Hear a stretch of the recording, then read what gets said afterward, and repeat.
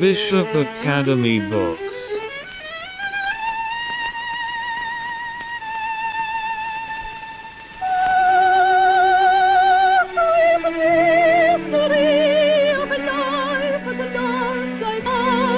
Presenting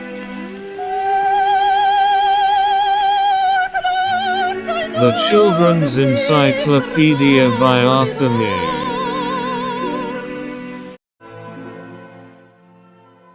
History: The March of Man from the Age of Barbarism to the United Nations.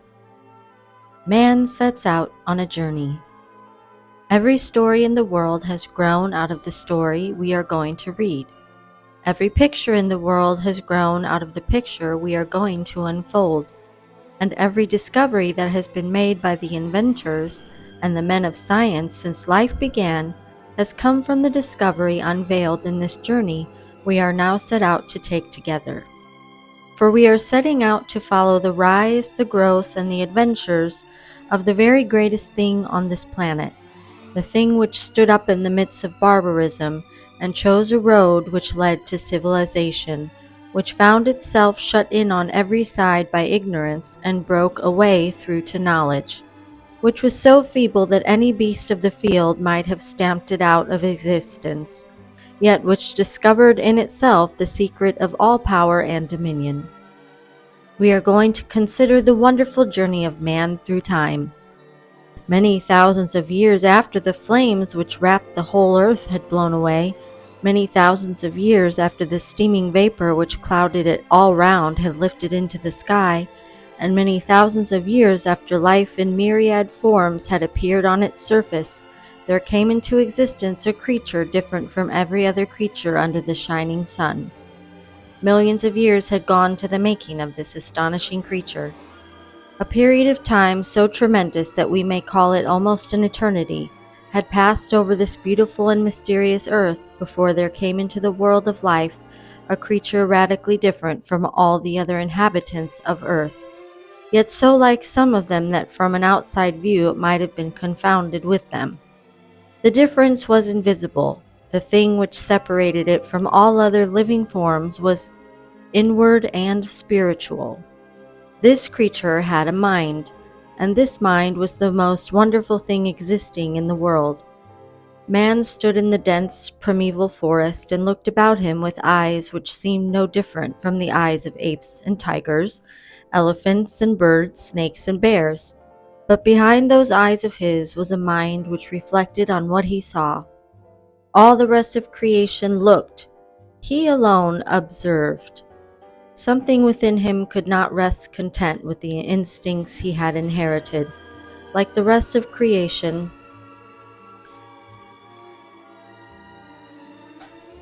from millions of years of experience, he felt within himself a power which urged him into strange ways, a restlessness, a disquiet, a curiosity, a faint and struggling faith in himself which crossed his instincts at every step. He had no name for this movement in himself, just as he had no name for bear or tiger. All he knew dimly and confusedly was that something pushed him from within into new paths. This is what happened. The energy which had been working in matter for millions of years, which had brought into existence during those tremendous periods of infinity of living shapes, was now working in the brain of man. The great process of evolution had taken a new turn.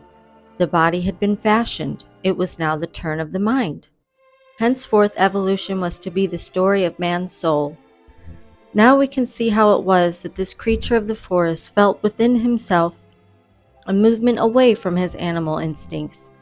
The power of life was concentrating all its yearning for improvement on his brain.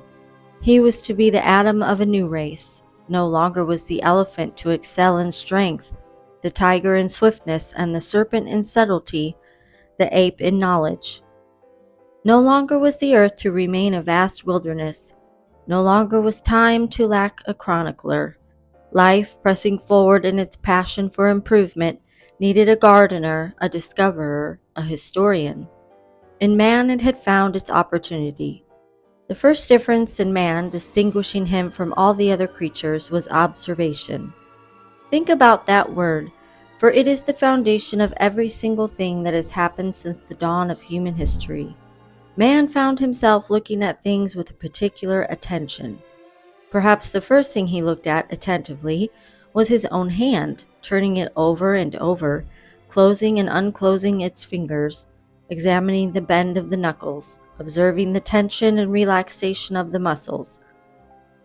Never had the lion reflected on its paws, or the parrot on its wings, or the whale on its tail. Never had any creature wondered if it might not do something else with its limbs, something different from instinctive action.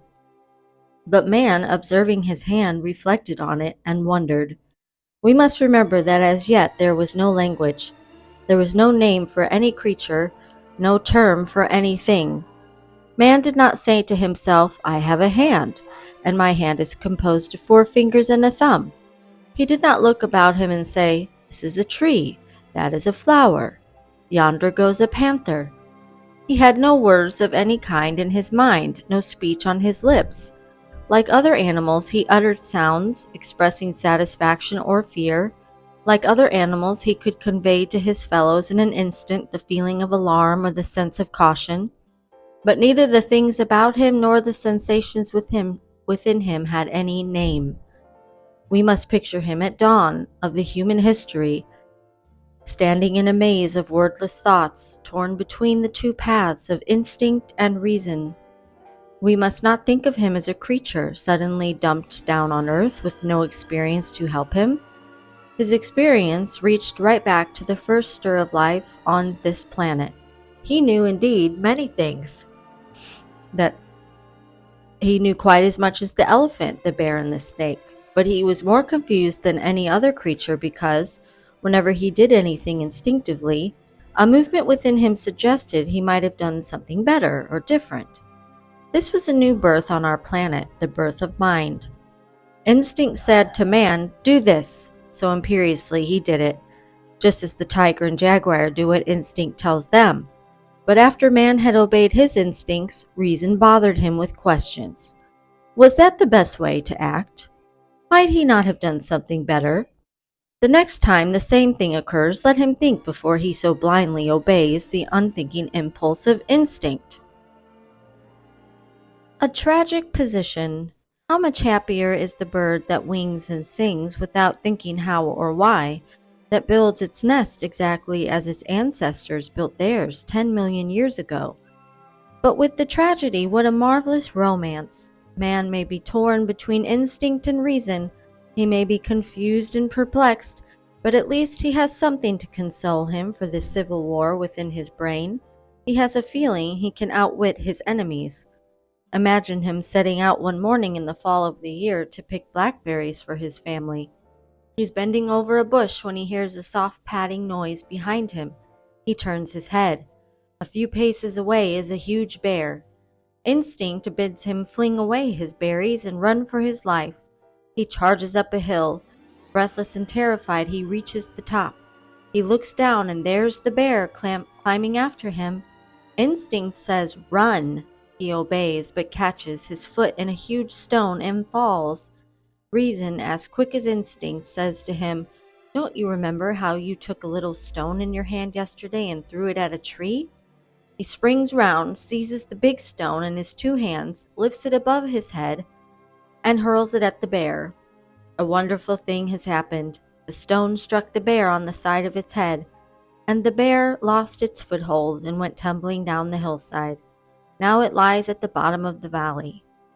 Man rushes back to his home in the forest and brings his fellow men to the hillside. He shows them the bear.